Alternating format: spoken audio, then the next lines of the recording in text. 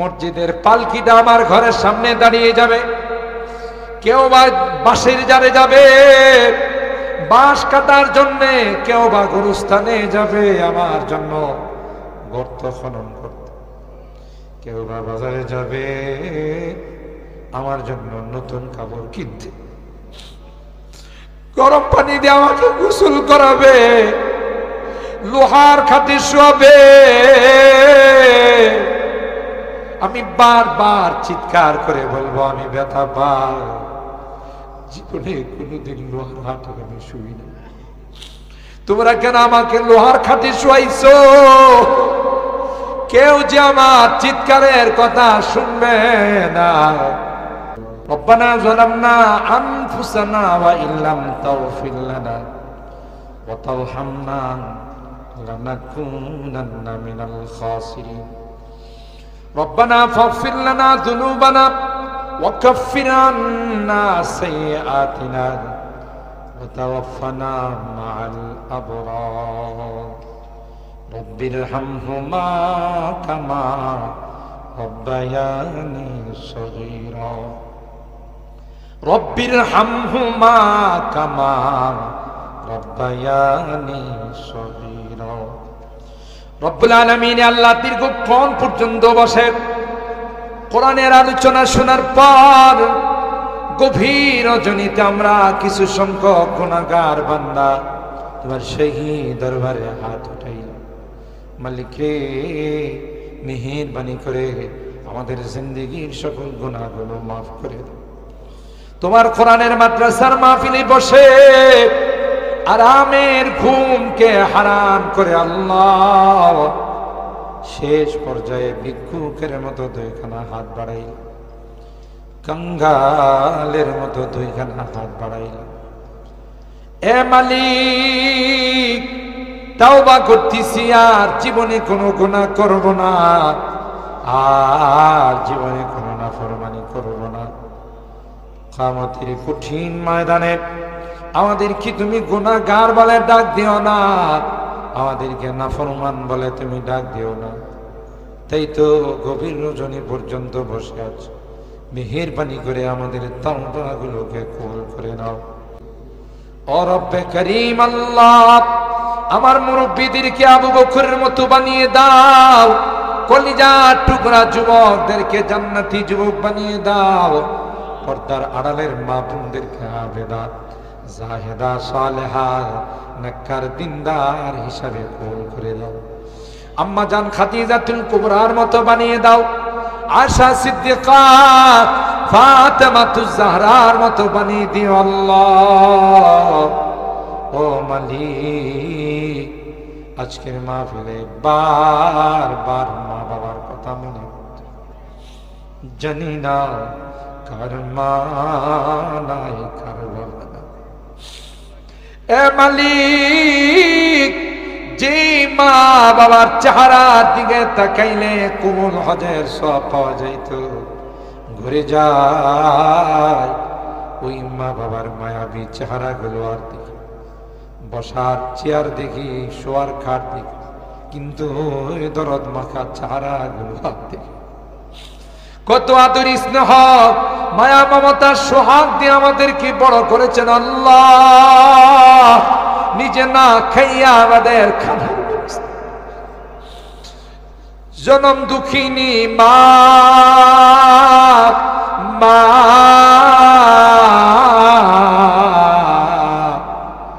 10 মাস 10 দিন আমাকে লালন পালন করেছে। মা কনসেপ্ট করার সাথে সাথে মা কিছুই খাইতে পারে না, মা যা খায় তা বমি হয়ে যায়। আস্তে আস্তে আমার সুন্দরী রমণী রূপসী মাটা কঙ্গাল হয়ে গেছে। আস্তে আস্তে মার পেটে বড় হতে লাগলাম, মার কলিজায় লাথি মারি আল্লাহ। মা কখনো শুয়ে যায়, মা কখনো বসে যায়, দুনিয়ার কাহারো কাছে ব্যক্ত করে না। আল্লাহ 2টা বছর মাকে ঘুমাইতে দেই নাই, ক্ষুধা লাগছে, কান্না করছে, মা কাঁচা ঘুমটা ভেঙে আমারে খাওয়াইছে। এ মালিক, আজকের মাহফিলে বারবার মা বাবার কথা মনে পড়তেছে। গুনার কারণে যদি তোমার জাহান্নামের আসামি হয়ে থাকে, আমরা তোমার কাছে মাপ চাই, ক্ষমা চাই। আল্লাহ, আমাদের মা বাবাকে মাফ করে দিও, আমাদের মা বাবাকে ক্ষমা করে দিও। আল্লাহ, তাদের কবরগুলো জান্নাতের বাগান। যাদের মা বাবা বেঁচে আছেন তাদের হায়াতে বরকত দিও, খিদমত করে জান্নাত হাসিল করার তৌফিক দিও। অত্র এলাকার যত মুরব্বীরা কবরে শুয়ে আছেন তাদেরকে মাফ করে দিও। মালিক রে, জানি না কার জীবনে শেষ মুনাজাতে হাত উঠেছে। হতে পারে আমার জীবনের শেষ মুনাজাতে হাত উঠেছি। আল্লাহ, যেদিন তুমি ডাক দিবে মালাকুল মউতের হাতে সুবুর্দ, মসজিদের পালকিটা আমার ঘরের সামনে দাঁড়িয়ে যাবে। কেউ বা বাঁশের জারে যাবে বাঁশ কাটার জন্য, কেউ বা গরুস্থানে যাবে আমার জন্য গর্ত খনন করতে, কেউ বা বাজারে যাবে আমার জন্য নতুন কাপড় কিনতে, গরম পানি দিয়ে আমাকে গোসল করাবে, লোহার খাটে শোয়াবে। আমি বারবার চিৎকার করে বলবো আমি ব্যথা পাই, জীবনে কোনোদিন লোহার হাটে আমি শুই না। তোমরা কেন আমাকে লোহার খাটে শোয়াইছো? কেউ যে আমার চিৎকারের কথা শুনবে না। আমার গায়ে গরম পানি ঢেলে দিবি, আমি বলবো গরম লাগে, আর গরম পানি দিস না। কিন্তু কেউ যে মানবে না, আমার গায়ে গরম পানি ঢেলে দিবে। আমার জীবনের সাজানো ঘর, আমার জীবনের সাজানো সংসার থেকে আমাকে বের করে ফেলবে, আর ওই ঘরে ঢুকতে দিবে না। আমার সন্তানরা চিৎকার করে কাঁদবে, আব্বু আব্বু বলে ডাকবে।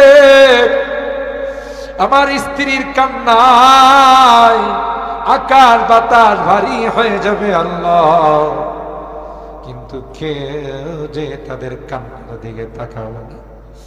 আমাকে নিয়ে জঙ্গলের দিকে রওনা দেবে, আমাকে নিয়ে অজানা অজানা দেশের দিকে রওনা, যেখানে কোনো লাইটিং এর ব্যবস্থা নাই, যেখানে কোনো বিছানা নাই, যেখানে কোনো মানুষ নাই, বরং কবর প্রতিদিন আমাকে ডাকে আর বলে আনা বাইতুত, আনা বাইতুল রাস, আনা বাইতুল গুরবা। কবর আমারে ডাইকা ডাইকা কয়, তুই কি আমারে চিনলে নি, আমারে চিনিস নি? আমি কিন্তু সাপ বিচ্ছুর ঘর, আমি কিন্তু ভয়ঙ্কর ঘর, আমি কিন্তু লাইটিং ছাড়া অন্ধকার ঘর। আল্লাহ আল্লাহ, কেউ আমার কবরে নামবে না, আমার সন্তান আমার লাশটা নামানোর জন্য না। কাফনের গিরাটা খুলে দিয়ে দুইটা হাত দিয়ে আবার উপরে চলে আসবে। আমি মনে করেছিলাম সন্তান বোধহয় আমার কবরের সঙ্গী হবে, কিন্তু না না, মাটির মধ্যে শোয়াই দিয়া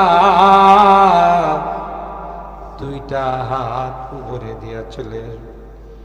দুনিয়ার মানুষ এত নিষ্ঠুর হবে, আমার কবরের উপরে বাঁশ দেয়া ছানি দিবে, এরপরে চাটাই বিছাবে, সবাই মিলে আমাকে মাটি চাপা দেবে। আমি যেন কোনদিন আর পৃথিবীর জমিনে আসতে না পারি আল্লাহ,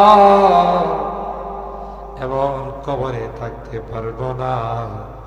তাই তো আরামের ঘুমকে হারাম করে গভীর রজনীতে তুমি তাকাইয়া দেখো তোমার বান্দা বান্দিরা কান্দে, তোমার নবী কয়, এ উম্মত, দুনিয়ার চোখের পানি যদি ফেলতে পারো, তোমার চোখের পানির এত পাওয়ার, এই পানি দিয়ে আল্লাহ জাহান্নামের আগুনকে অফ করে দেয়।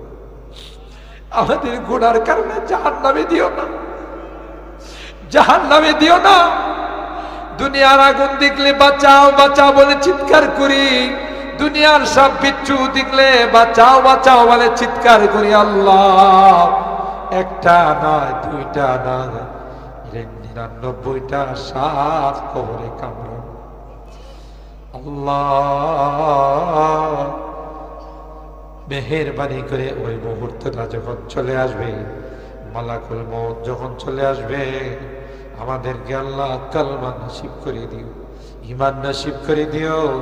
আল্লাহ আমি যদিও গুনাহগার, ঢাকা থেকে মুসাফির হয়ে আসছি, তোমার নবী কয় মুসাফিরের দোয়া নাকি ফেরত দাও না। সাদা দাড়িওয়ালা মুরব্বীদেরকে নিয়ে হাত উঠেছে, পর্দার আড়ালে নাক্কার মা বোনদেরকে নিয়ে হাত উঠেছি। আল্লাহ আলে মোলামাদেরকে নিয়ে হাত উঠেছি। আল্লাহ বেগুনা মাসুম বাচ্চাদেরকে নিয়ে হাত উঠেছি। যাদের হাতখানা পছন্দ হয় সেই হাতের ওসিলায় আমাদের দোয়াগুলো কবুল করেন।